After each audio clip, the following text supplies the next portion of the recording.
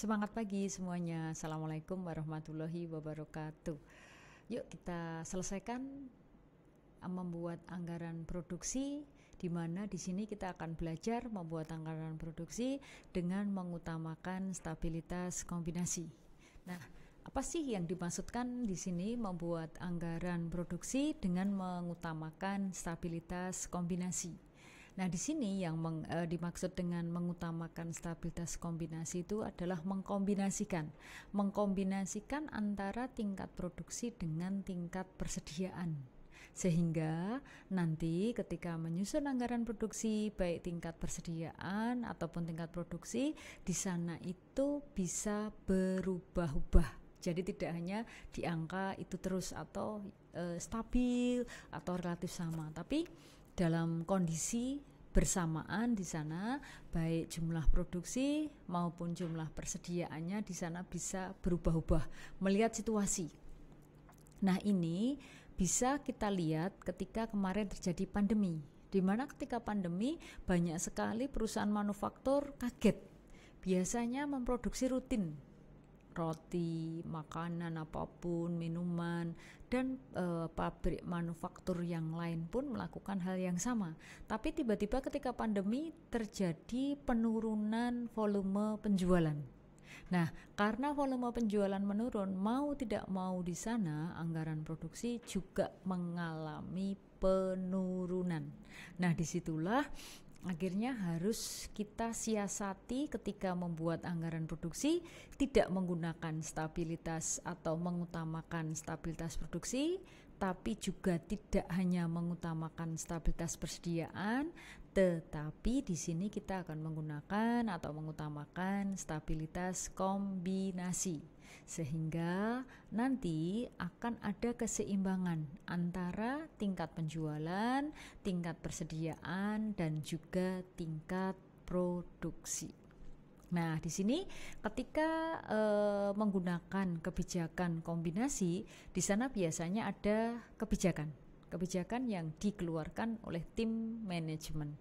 Nah, di sini dikatakan bahwa kebijakan manajemen PT Pianto adalah tingkat produksi tidak boleh berfluktuasi lebih dari 15% di atas atau di bawah rata-rata bulanan. Padahal tadi sudah kita ketahui bahwa tingkat produksi normal itu kurang lebih di angka 4.600 tiap bulan, sehingga maksimal nanti adalah 4.600 ditambah 15%-nya. Nah, sehingga di sini ketemu angka 5.290, itu maksimal produksinya, nggak boleh lebih dari 5.290. Tapi ketika di angka terendah, produksinya di angka berapa? Nah, di sini di angka 3.910. Dari mana asalnya? 4.600 kali 15%. Hasil perkaliannya itu kita kurangkan dengan 4.600, atau persentasenya langsung kita kurangkan. 100% dikurangi 15% berarti di sana ada 85%. Kali 4.600 ketemu 3.910. Nah, ini yang harus kita ingat-ingat, bahwa perusahaan nanti berproduksi di angka maksimal 5.290, di angka minimal 3.910. Kemudian dikatakan juga kebijakan yang berikutnya, bahwa tingkat persediaan tidak boleh lebih dari 6.400 unit dan tidak boleh kurang dari separuh persediaan maksimal. Nah, persediaan maksimalnya tadi kan 6.400. Persediaan minimalnya berarti di sini separuhnya dari 6.400, berarti 3.200. Kemudian di sini khusus bulan Juli, Agustus, September, karena ada penurunan permintaan, maka harus dikurangi 30% dari tingkat produksi normal, yaitu di sini di bulan Juli, Agustus, September, yaitu kita kurangi. Normalnya 4.600, tapi khusus 3 bulan ini biasanya terjadi penurunan permintaan. Di sana berapa? Dari nilai normal itu dikurangi 30%, berarti nanti tidak 100% kali 4.600, tapi 70% kali 4.600. Berarti khusus bulan Juli, Agustus, dan September yang diproduksi 3.220 unit. Nah, ini adalah anggaran produksinya, di mana kita mengutamakan stabilitas produksi.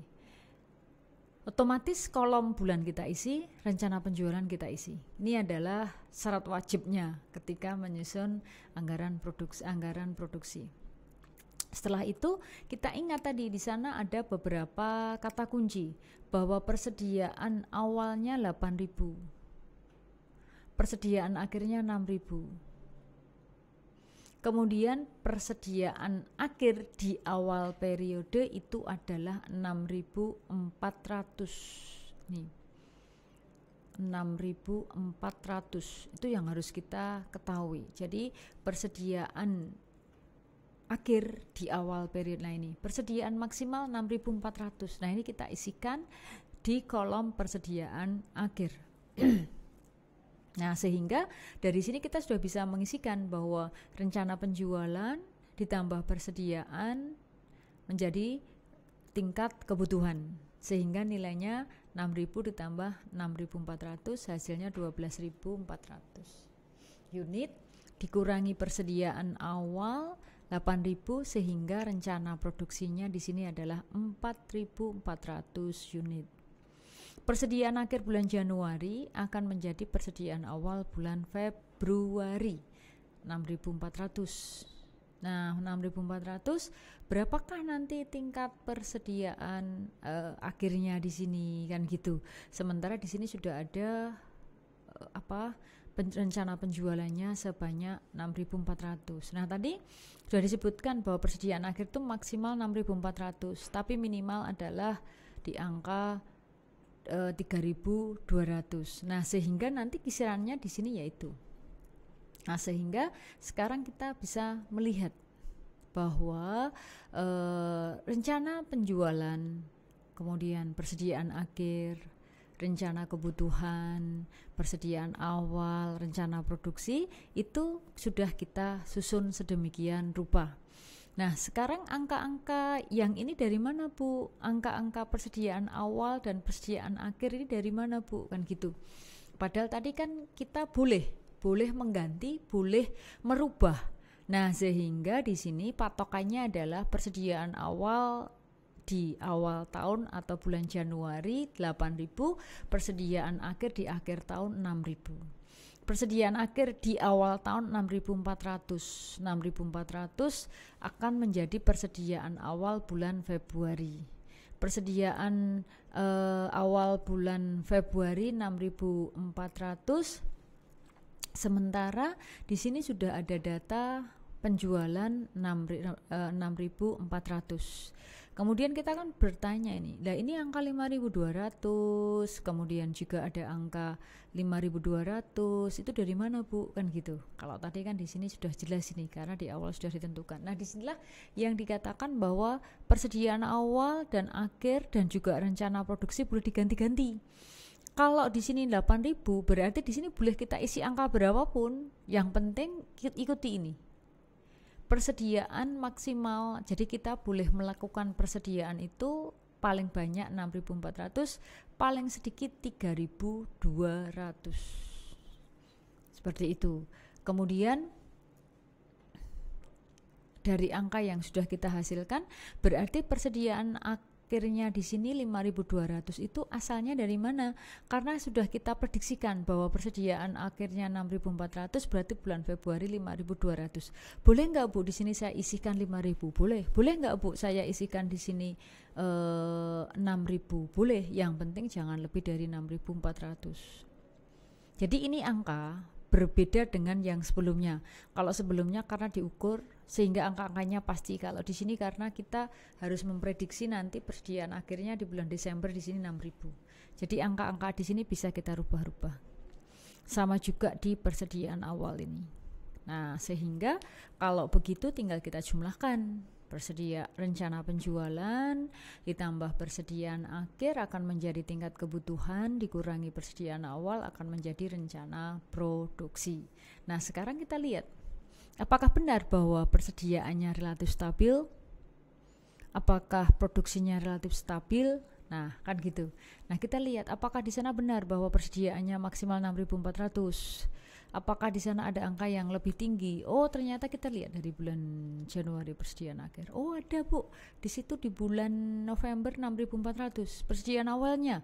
Persediaan awal terlepas dari ini ya, yang awal periode. Apakah ada yang lebih dari 6.400? Ada di bulan Desember. Nah, kondisi seperti inilah yang harus kita rubah, bahwa persediaannya nanti di sana tidak boleh dari 6.600, berarti angka di situ harus dirubah lagi. Nah, yang dirubah yang mana? Dari awal ini boleh dirubah dimanapun.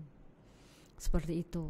Jadi di sini intinya bahwa ketika kita menyusun anggaran produksi dengan menggunakan stabilitas kombinasi, bahwa angka-angka yang tertera di persediaan akhir, persediaan awal dan rencana rencana produksi ini adalah angka-angka yang bisa kita ubah sesuai dengan kondisi yang terjadi di saat itu. Karena setiap periodenya, setiap bulannya, setiap harinya, setiap minggunya keadaan bisa berubah.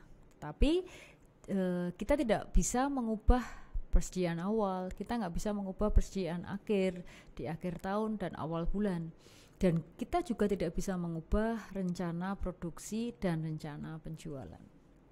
Itu yang harus kita pegang. Angka lainnya silahkan mau dirubah-ubah, boleh-boleh saja. Begitu. Selamat mencoba mengerjakan anggaran produksi mengutamakan stabilitas kombinasi. Assalamualaikum.